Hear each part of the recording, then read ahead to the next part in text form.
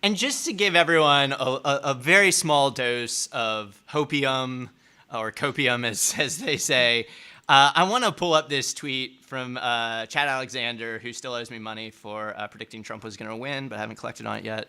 Anyway, our little secret. So Chad is a political strategist, has a radio show that probably, maybe 5 more people than listen to us listen to. But anyway, he is, incensed that John Bennett would endorse against Lankford, and this is a comment he made on when Carmen Foreman announced that. And here he is quoting the rule book. So, I mean, it's like, if you get annoyed at how progressives maybe don't fight back, or we should fight back better against the Democratic Party, just know that the Republican equivalents out there, he's more of a mainstream guy, but like, he's literally like, John Bennett is in, and I think he quoted the wrong rule. It was actually G4 here, but publicly supporting or endorsing an opponent of candidates of the Republican Party. So, so he's arguing that Bennett should be removed from the political party because he endorsed against Lankford. I love that shit because, the party politics is insane, and most of the time it's stupid and mindlessly time-consuming and very frustrating. But just know that the Republicans are just as incapable, incompetent, and petty. Yeah, exactly. This dude, I mean, I could not explain to you how much of a hard-on he had for Trump last, June, July timeframe. Like, he was convinced Trump was going to win. So anyway, yeah, former Republican Party chair, by the way, Chad Alexander. He was convinced that he was going to win while he was fucking up a pandemic and thousands of people were dying every day. Yeah, hundreds of thousands of dead. Convinced. I mean, like, literally tweeted. I mean, I have the tweets. Like, I will bet any amount of money that Trump is going to win. And I'm like, we'll definitely take that bet. Thank you. Put me in for 100, please. So anyway, but yeah, quote the rule book, Adam. I'm sure the people who believe that like Q will be right next time, or that coronavirus is a hoax, they give a big care about Section G4 of the Republican Party rule book. Cool man.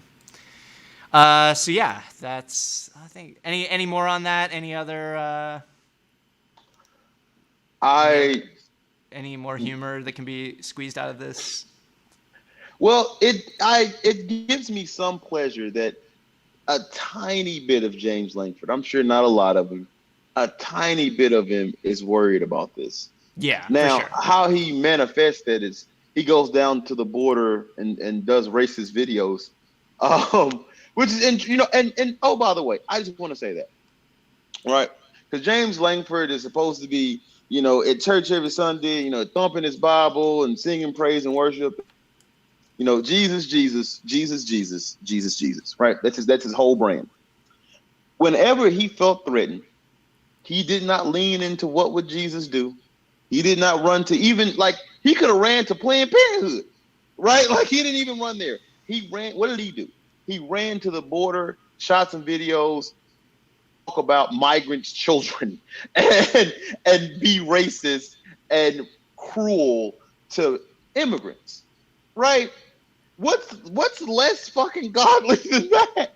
But I just want to say that because that's who they are, right? When you find out who all of us, we are who we are in times of crises.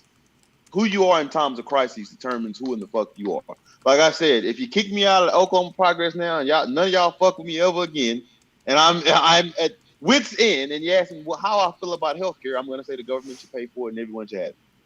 Right? Because that's genuinely who I am.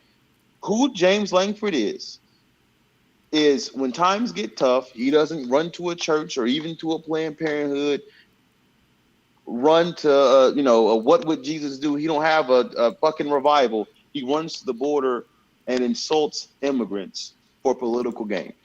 That's who he is. That's who that party is. Yeah. Yeah. I mean, yeah. Tried and true. They do it every time. And, it's like, yeah, Trump was just the one shade more shameless than the James Lankfords of the world. I mean, it is funny though how like Lemire really does have him pegged as like the flip flop thing. Like he's got tweets out where he's selling literal flip flops. It does show that they really want that pure, purest level of crazy they can possibly get. But at the end of the day, they fall back to what they know.